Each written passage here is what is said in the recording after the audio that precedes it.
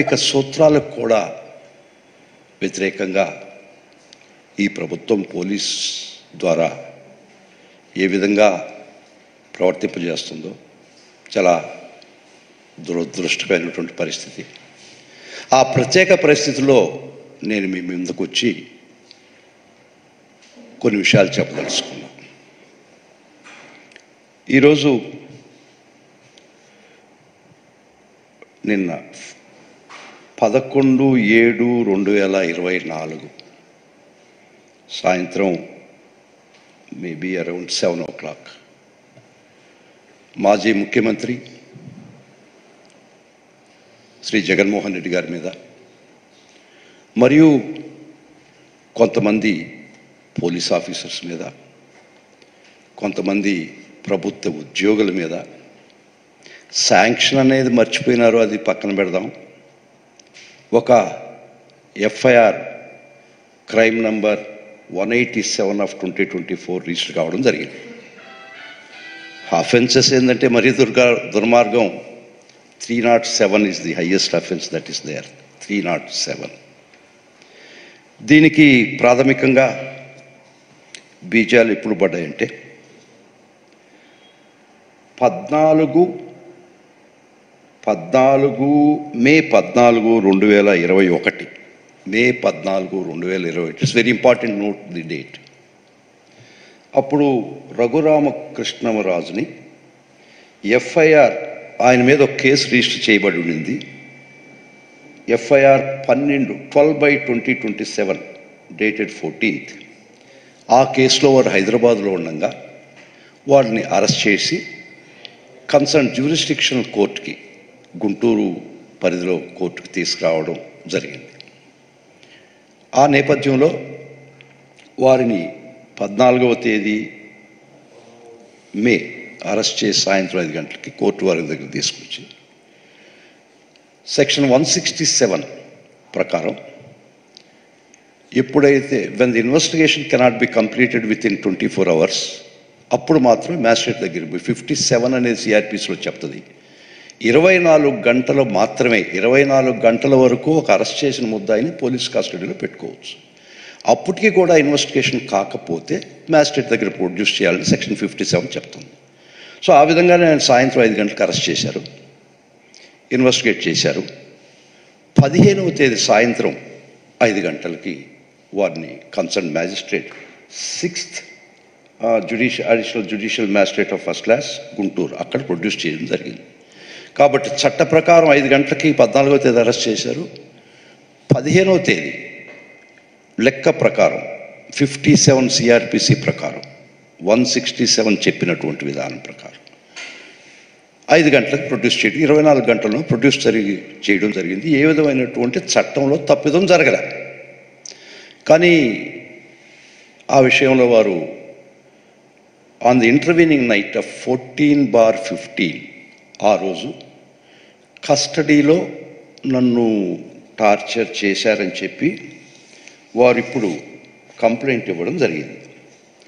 దానిలో చాలా స్పెసిఫిక్గా రాశారు వారి కంప్లైంట్ ఒకసారి చదివితే, ఈ కంప్లైంటు డేటెడ్ జూన్ 11, 2024 అంటే సుమారుగా 3 సంవత్సరాల తర్వాత. అఫెన్స్ జరిగింది 14 జూన్ 21లో, మే 21లో 14. 11 జూన్ 2024లో వారు ఒక మెయిల్ పంపించడం జరిగింది to the superintendent of police Guntur district Andhra Pradesh వారు త్రూ ఎ మెయిల్. అది 11వ తేదీ వారికి రీచ్ అయింది. కానీ 11/7 నిన్న కేసు రిజిస్టర్ జరిగింది.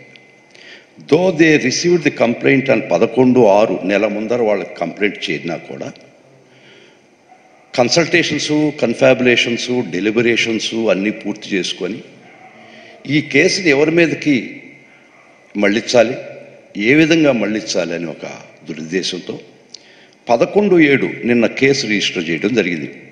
వారికి 11/6 మెయిల్ రిసీవ్ అయ్యి ఉంది. ముఖ్యంగా ఇది గుర్తుపెట్టుకోవాల్సి వస్తుంది. వారు దీనికన్నా ముందర వారిచ్చిన కంప్లైంట్లో ఒక ముఖ్యమైన పేరా చదవాల్సి వస్తుందండి. బ్యాక్గ్రౌండ్ ఆఫ్ ది కేస్ అని వారు ఇచ్చిన కంప్లైంట్లో, వారు పంపించిన మెయిల్ కంప్లైంట్లో, you can question me later on. A false case was registered against me by CBCID of Andhra Pradesh government, FIR number 12 of 2021 dated 14th May. On May 14, 2021, I was arrested without due process, including the absence of medical examination or adherence to proper legal procedure. It is pertinent to note that I had undergone cardiac surgery. I was arrested on May 14, 2021 at 5 p.m. in Hyderabad. The rule of law required that I to be produced before the local magistrate in Hyderabad and undergo medical examination. Instead, I was bullied unlawfully and physically when put into the car and brought to Guntur. అది లీగల్గా ఏం procedure తప్పిదం చేశారో చేదో I will come later. చెప్తూ వారు ఏం చెప్తారంటే, మరలా ఇన్సిడెంట్ డీటెయిల్స్ గురించి రాస్తూ కంప్లైంట్లో, రిపోర్ట్లో, at around 11:30 p.m. The same night Mr. P.V. Sunil Kumar, the then DG CBCID, along with Sitaram Anjaneyulu IPS and other police subordinates came to room where I was illegally kept in the CBCID office. My legs were tied up with ropes, preventing me from moving.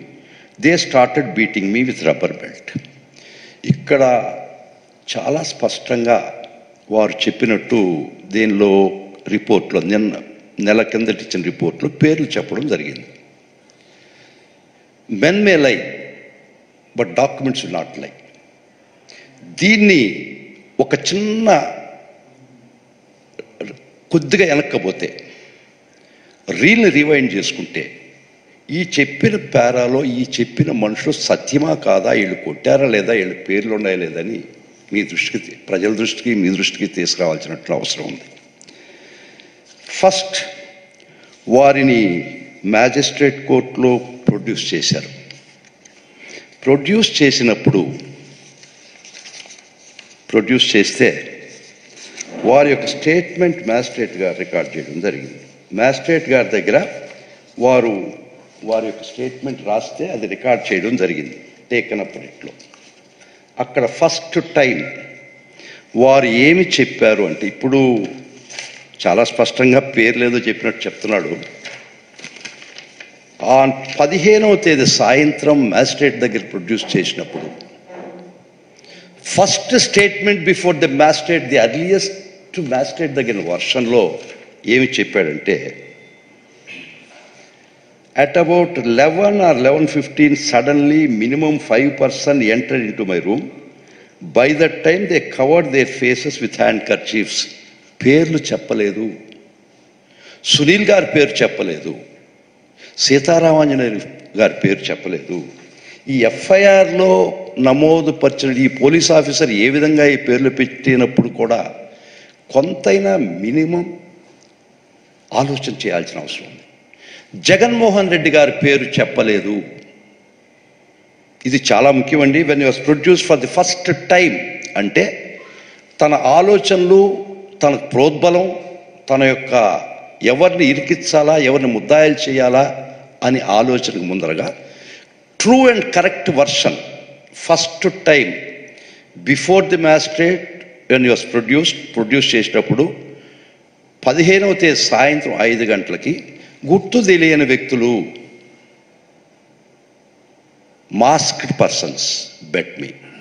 కానీ ఇక్కడికి వచ్చేతలకి, చిలక పలుకులకు వచ్చేతలకి చాలా స్పష్టంగా రూమ్లోకి వచ్చింది P V Sunil Kumar, then DIG along Sitaramanjaneyulu and others. ఇది ఎంత దుర్మార్గం అండి. సరే, ఇంకొకటి కూడా తీసుకున్నాం. వీరు తర్వాత మెడికల్ బోర్డ్ ఎగ్జామినేషన్కి ప్రొడ్యూస్ చేయడం జరిగింది. కోర్టు ఆర్డర్, హైకోర్టు, గౌరవ హైకోర్టు వారి ఆర్డర్ ప్రకారం వారిని మెడికల్ బోర్డ్ ఎగ్జామినేషన్ ప్రొడ్యూస్ చేసినప్పుడు వారి స్టేట్మెంట్ ఫస్ట్ టైం ఏ బేసిక్ క్రిమినల్ లా తెలిసిన అడ్వకేట్ కానీ ఎవరు కానీ వారిని ఫస్ట్ హాస్పిటల్లో ప్రొడ్యూస్ చేస్తే అప్పటికి ఆలోచన ఎవరిని ఇరికించాలా, ఎవరిని దుర్మార్గంగా కేసులో లగించేయాలన్న ఆలోచన రాకముందు ఆ స్టేట్మెంట్కి అంత ఇంపార్టెన్స్ ఉంది. సరే, వీరిని ప్రొడ్యూస్ చేసినప్పుడు మెడికల్ బోర్డు దగ్గర on 16th 16/5/2021 history of assault by unknown persons, నాకు తెలియనటువంటి వ్యక్తులు. కానీ రిపోర్ట్కి వచ్చేసరికి సీతారామాంజనేయులు గారు వచ్చేస్తారు, పివి సునీల్ గారు వచ్చేస్తారు, జగన్మోహన్ రెడ్డి గారు కూడా ఈ కేసులో ముద్దాయి అవుతాడు.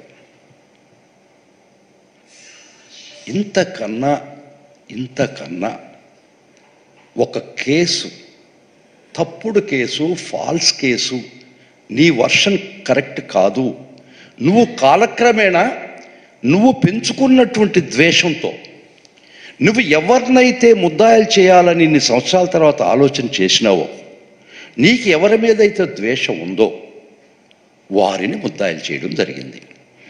Again and again I'm tell you, నిన్ను ఇక్కడ కంప్లైంట్లో మటుకు పివి సునీల్ కుమార్ గారు, సీతారామాంజనేయులు గారు వచ్చారు, కొట్టారు, ఇంక ముగ్గురు కొట్టారు. That's the case.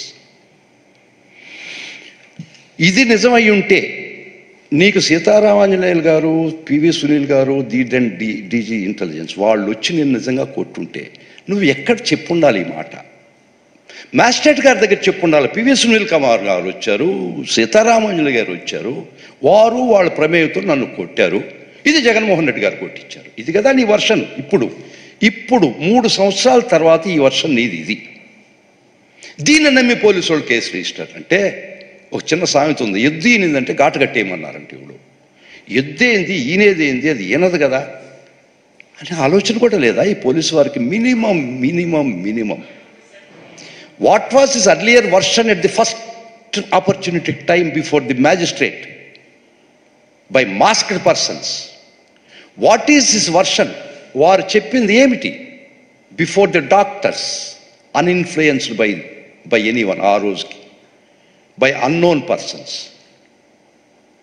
ఇంతకన్నా ఏం కావాలా ఈ కేసులో యొక్క ఫాల్సిటీ? ఈ కేసు దుర్మార్గమైనటువంటి పరిస్థితుల్లో మీరు ఎవరు కావాలంటే వాళ్ళు ముద్దాయిలు చేయడం ఇంతకన్నా వేరే సాదృశ్యం కావాలా? ఇక్కడ మన జగన్మోహన్ రెడ్డి గారు కూడా వచ్చేస్తారు, పాప డాక్టర్ గారు కూడా వచ్చేస్తారు దీనిలో ముద్దాయిగా.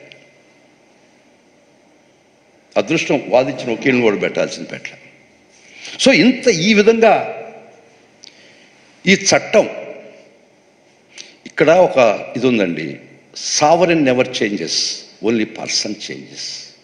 ఒక పర్సన్ మారుతుండగానే రాజ్యాధికారం కూడా సావరెన్ చేంజ్డ్ హియర్. దాంతో కూడా ఈ వ్యవస్థలు వంతబాడడం అనేది, at least you are guided by CrPC. మీకు రాజ్యాధికారం ఎవరి చేతిలో ఏమున్నా ఏమి లేకపోయినా మేము అందరం జ్యుడిషియల్ ఆఫీసర్స్ కానీ guided by CrPC and IPC. ఇది చట్టం మనకు ప్రాథమిక సూత్రాలు నిర్దేశించున్నాయి. Belated FIR after 3 years, what is its value? Belated of examinations of accused witnesses file. Belated examination of witnesses, Supreme Court said 100 times. ఒక సాక్షిని 10 రోజులు 20 రోజులు నెల రోజుల తర్వాత విచారించినా కూడా వాల్యూ లేదు. ఇప్పుడు వాళ్ళు విచారే సాక్షి 3 సంవత్సరాల తర్వాత విచారిస్తే అది it should be thrown out అబిన్షియన్. గౌరవ సుప్రీంకోర్టు హండ్రెడ్స్ ఆఫ్ జడ్జిమెంట్స్లో చెప్పింది. వదిలేయి, చాలా సింపుల్గా మళ్ళా చెప్తున్నా. వీరు సునీల్ కుమార్ గారు మీరు చెప్పినట్టు ఈ కంప్లైంట్లో మీరు చెప్పింది నిజమైతే, 3 సంవత్సరాల తర్వాత మీరు చెప్పింది నిజం అనుకుంటే ఇది ఎక్కడ చెప్పు ఉండాలి మీరు? ఫస్ట్ ఆ రోజు దురుద్దేశం ఉండుండకపోవచ్చు, లేదా మిమ్మల్ని కొట్టినటువంటి వ్యక్తులు మీకు తెలియదు అని మీరు చెప్తున్నారు. మాస్క్డ్ పర్సన్స్, అన్నోన్ పర్సన్స్ అని మీ యొక్క స్టేట్మెంట్సే రికార్డ్ అయ్యి ఉన్నాయి. గౌరవ మ్యాజిస్ట్రేట్ దగ్గర నేను 15వ తేదీ 5 గంటలకు తీసుకుపోతే నువ్వు చెప్పావా సునీల్ కుమార్? ఇదే నిజమైతే నువ్వు చెప్పు ఉండాలి కదా అక్కడ. సునీల్ కుమార్ గారు కొట్టాడు, లేకపోతే సీతారామాంజనేయులు గారు వచ్చి కొట్టాను వచ్చి ఉండాలి కదా. ఇది బేసిక్ లీగల్ జ్యూరిస్ప్రుడెన్స్లో, క్రిమినల్లో బేసిక్ థింగ్. అందుకనే ఫస్ట్ ఇన్ఫర్మేషన్ రిపోర్ట్కి తర్వాత సాక్షులు ఎంత త్వరగా విచారించారు, earliest version that carries the truth. ఎందుకు అర్లియెస్ట్ వర్షన్కి ఇంపార్టెన్స్ ఉంటే అక్కడ నిజం వచ్చేస్తుంది. ఇది నిజం కాదా మీరు చెప్పింది మ్యాజిస్ట్రేట్కి, మీరు మాస్క్డ్ పర్సన్స్ అని చెప్పింది నిజం కాదా, అన్నోన్ పర్సన్స్ తెలవని వ్యక్తులు అని చెప్పింది నిజం కాదా? 3 సంవత్సరాలు మీకైతే ఎవరి మీద అయితే ద్వేషం ఉంటుందో, ఎవరి మీద అయితే పగ ఉంటుందో, ఎవరినైతే ఇరికించాలనుకున్నారో. ఇంకొక విచిత్రమైన కేసు అండి ఇది. I'm only concern with legal aspects of the case. వారు 11వ తేదీ రిపోర్ట్ మెయిల్ పంపిస్తారు, 11th. 11వ తేదీ రిజిస్టర్ చేస్తారు. ఈ ఎఫ్ఐఆర్ ప్రకారం వారు ఏం చెప్తారంటే, ఈ రిపోర్ట్ వచ్చిన తర్వాత నేను లీగల్ ఒపీనియన్ పంపించాను. లీగల్ ఒపీనియన్ ఏం చేయాలా ఈ రిపోర్ట్ అని. Legal opinion some deputy director of prosecution ఉన్నట్టుంది. వారు లీగల్ ఒపీనియన్ పంపించి 11వ తేదీ చాలా ముఖ్యం, ఇంపార్టెంట్. 11వ తేదీ మెయిల్ వస్తుంది. 11వ తేదీ కేసు రిజిస్టర్ చేయరు. 11 లీగల్ ఒపీనియన్ పంపిస్తారు. 11 legal, very very crucial legal opinion పంపిస్తారు. వారు 11 లీగల్ ఒపీనియన్ తిరిగి పంపించేస్తారు. వారే సెక్షన్లు వేసి, ఈ సెక్షన్ కింద రిజిస్టర్ చేసి జగన్మోహన్ రెడ్డి మీద రిజిస్టర్ చేసి అందరు ముద్దాయిల మీద చేసేయండి, 307 పెట్టండి, చాలా అఫెన్సెస్ పెడతాడు. కానీ ఒక విచిత్రం, మళ్ళా వాళ్ళు మారుస్తారేమో డేట్స్ నాకు తెలియదు కానీ, బట్ రికార్డ్ ఈస్ దేర్. నీకు వచ్చింది రిపోర్ట్ 11వ తేదీ, చాలా ఇంపార్టెంట్. అప్పుడు దాకా నీకు రిపోర్ట్ రాలేదు కదా. లీగల్ ఒపీనియన్కి ఎప్పుడు రాసి ఉండాలి నువ్వు? 11 రాసి ఉండాలి, లేకపోతే 12 రాసి ఉండాలి, అవునా కాదా? Common sense. 10వ తేదీ లీగల్ ఒపీనియన్ రాసి ఉన్నాడు ఈయన, డైరెక్టర్ ఆఫ్ ప్రాసిక్యూషన్. అంటే బిడ్డ పుట్టకముందే. ఎంత మ్యానిపులేటెడ్ కేసు అంటే ఇది. నీకు అసలు రిపోర్ట్ వచ్చిందే 11/6 కదా, 11/6. 11/6 నీకు రిపోర్ట్ ఇస్తే కలగన్నావా, సోదికి పోయినావా, లేకపోతే అంజనేసావా ఎక్కడైనా? 10వ తేదీ నువ్వు లీగల్ ఒపీనియన్ రాస్తావా? నీకు రిపోర్ట్ రాకముందే నువ్వు లీగల్ ఒపీనియన్ రాసి ఉంటావా? ఇంతకన్నా మ్యానిపులేటెడ్ కేసుకి ఏం బయట పెడతావు ఈ స్టేజ్లో? నువ్వు ఎప్పుడు రాసి ఉండాలి లీగల్ ఒపీనియన్కి? అది నిజం అయితే, అదే కరెక్ట్ అయితే, అదే సత్యం అయితే 11 రాసి ఉండాలి. అంటే నీకు రిపోర్ట్ వచ్చిన తర్వాత దాని మీద లీగల్ ఒపీనియన్ రాయాలా? నీకు వచ్చిందే రిపోర్ట్ 11 అయితే నువ్వు 10వ తేదీ ఒక లెటర్ రాస్తావా లీగల్ ఒపీనియన్ ఈ రిపోర్ట్ వచ్చిందని to the deputy director of ప్రాసిక్యూషన్కి? సో ఈ ఒక్క విషయం చాలదా? కాబట్టి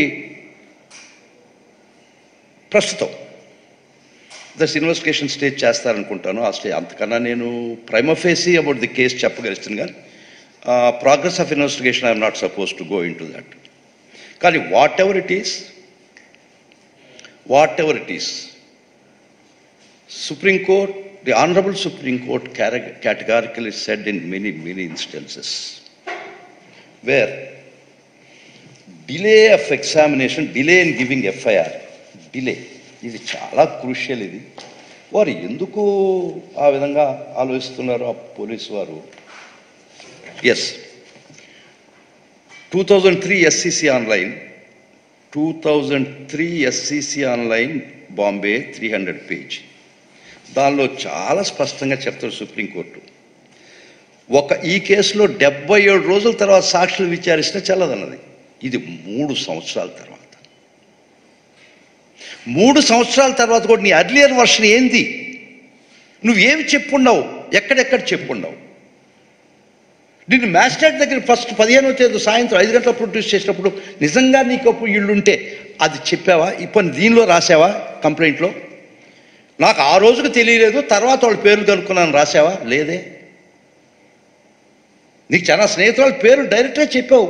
రూమ్లో 11:30 సీతారామంజలి గారు వచ్చారు, సునీల్ గారు వచ్చారు, చాలా స్పెసిఫిక్గా రాశావు.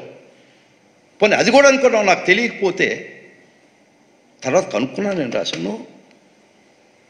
నీకు నిజంగా వాళ్ళ పేరు తెలిసి ఉంటే గుర్తు తెలియని వ్యక్తులు నన్ను కొట్టారని నువ్వు మాస్టర్ దగ్గర చెప్తావా? మాస్టర్ వెహికల్స్ నిన్ను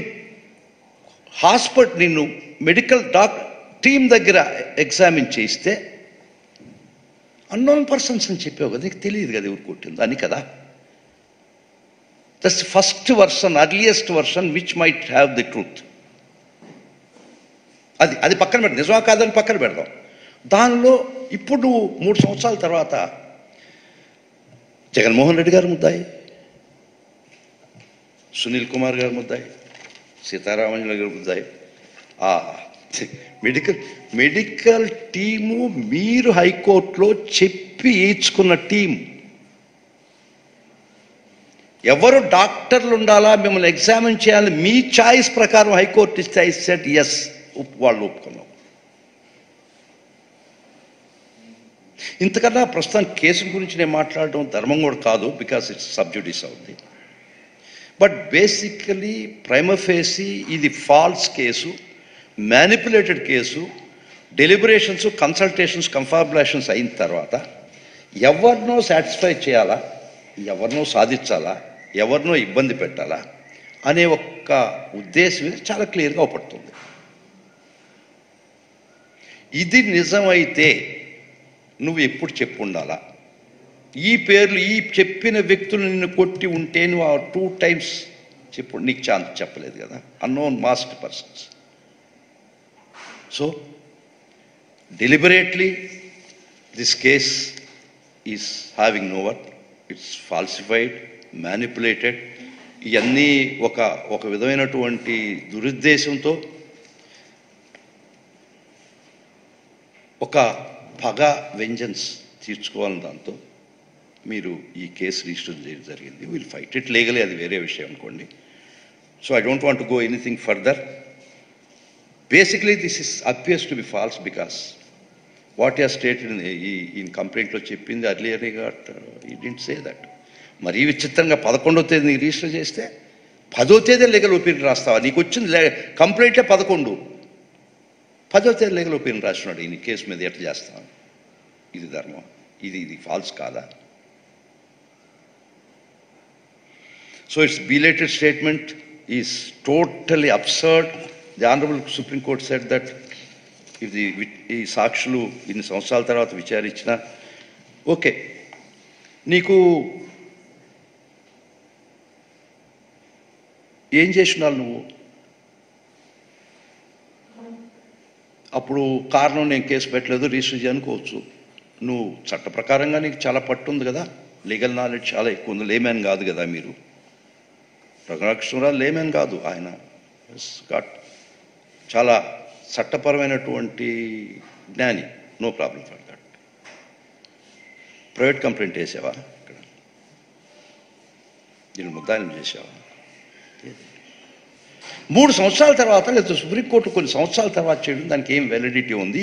ఈ ఇన్వెస్టిగేటింగ్ ఏజెన్సీకి ఒకటే చెప్పదలుచుకున్నాను నేను. మళ్ళా ఇదే ట్రెండ్ అయితే, అత్తావకింటి కోడలే కదా, ఇదే ట్రెండ్ అలవాటు చేస్తే ఎవరికి సేఫ్ ఉంది? ఇప్పుడు నిన్న ఉద్యోగాలు చేసిన వాళ్ళకి సేఫ్ లేదు. అదే వరవడి ఖచ్చితంగా should put it to end. ఇదే వరవడి కొనసాగితే మీకు కూడా సేఫ్టీ లేదు కదా.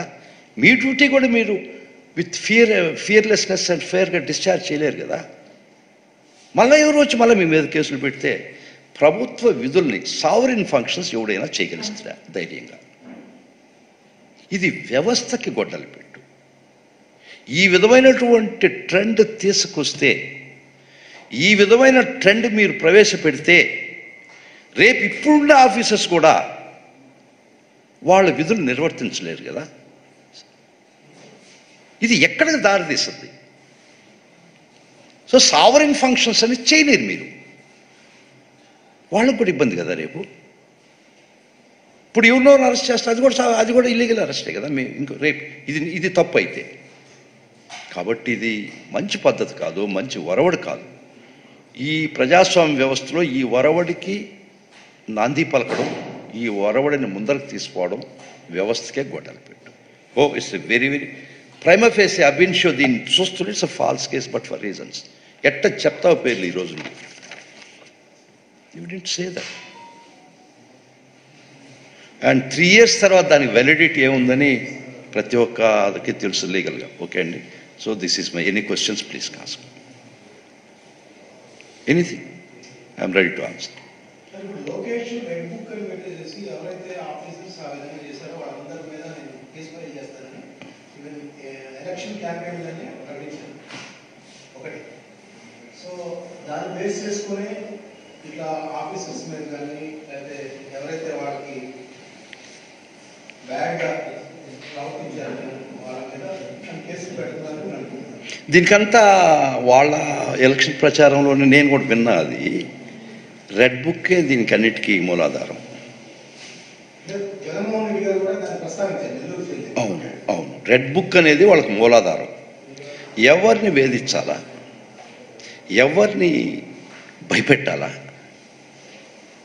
ఎవరిని ఏం చేయాలా ఒక రాసుకున్నట్టున్నారు దానిలో పద్ధతిగా. సో వీళ్ళు ఈరోజు రెడ్ బుక్ పెట్టారు, ఎవరు శాశ్వతం కాదు, రేపు ఇంకొక బుక్ పెడతారు, ఫైనల్గా నలిగిపోయేది సావరిన్ వ్యవస్థ. ఇది మంచిది కాదని నేను చెప్తున్నా. రెడ్ బుక్లో మీరు పేర్లు పెట్టి ఆ రోజు ఉన్నటువంటి పెద్ద పెద్ద ఆఫీసర్లు ఉన్నట్టున్నారు, చాలామంది ఉన్నట్టున్నారు రెడ్ బుక్లో. ఒక్కొక్కరి వంతు వస్తుంది. ఇంకా అది నాజీస్ జర్మనీలో ఒక ఇష్యూ జరిగింది. అది ప్రజాస్వామ్యం కోసం అందరూ ఏకం కావాల్సిన పరిస్థితి. హిట్లర్ గెస్టాపో అని ఒక పెద్ద ఆర్గనైజేషన్ పెట్టుకొని ఒక్కొక్క సెక్షన్ వేధిస్తూ వస్తాడు, గ్యాస్ చేంబర్స్ పంపిస్తాడు. ఫస్ట్ ఈ కేమ్ ఫర్ జ్యూస్, తీసిపోయి పట్టుకుపోయి గ్యాస్ చేంబర్లు వేస్తాడు. I kept quiet because I'm not a Jew, నేను జూ కాదని. తర్వాత ట్రేడ్ యూనియన్స్ కోసం వస్తాడు, వాళ్ళని పట్టుకుపోయి గ్యాస్ చేంబర్లు ఇస్తాడు. నేను ట్రేడ్ యూనియనిస్ట్ కాదు కదా, నాకేమని నేను పక్కన గమ్మునున్నా. తర్వాత కమ్యూనిస్టుల కోసం వస్తారు, వాళ్ళని కూడా పట్టుకుపోయి గ్యాస్, నేను కమ్యూనిస్ట్ని కాదు కదా, నేను కూడా గమ్మును చూస్తున్నా. Finally they came to me, నా వెనక చూసేవాడు కూడా లేడు. సో ఇప్పుడు అందరూ ప్రజాస్వామ్యంలో నేను చెప్పే ఆగని అంత వ్యవస్థని డిస్టర్బ్ చేయొద్దు. వృక్షో రక్షతి రక్షత. మీరు అధికారంలో ఉండి రెడ్ బుక్లు రాసుకొని మీరే వ్యవస్థను విచ్ఛిన్నం చేస్తే ఇది మీరు సీడ్లు వేస్తున్నారు. You are planting a seed. అది వ్యవస్థకే ఇబ్బంది కాదు. ఏముంది మన చేతిలో ఉంది, పోలీసు వ్యవస్థ మన చేతిలో ఉంది. 307 అంటే ఏందండి? It is nothing shorter than a murder except ఆ పని ఇంటర్వీనింగ్ సర్కమ్స్టాన్సెస్ ద్వారా I could not execute the death. అది ఒక్కటే దీనిలో పని. Assuming in total it's correct. దీనిలో 307 ఇంగ్రీడియంట్స్ వారెట్ రాశారు, ఈడెట్ రిజిస్టర్ చేశారు. ఇది అన్యాయం కదా. ఇంకొకటి చెప్తున్నా మనసుతో బాధతో. చాలా ఈ మధ్య ప్రతి ఒక వర్గాన్ని, ఒక కార్యకర్తలు, ఒక పార్టీ వాడిని నరికేసిన పరిస్థితిలో కూడా 307 కేసు కాదు కదా, 324 కూడా రిజిస్టర్ కాకుండా ఉంది ఈ వ్యవస్థలో. నేను కోకోలల్గా ఇన్సిడెంట్స్ చెప్తాను.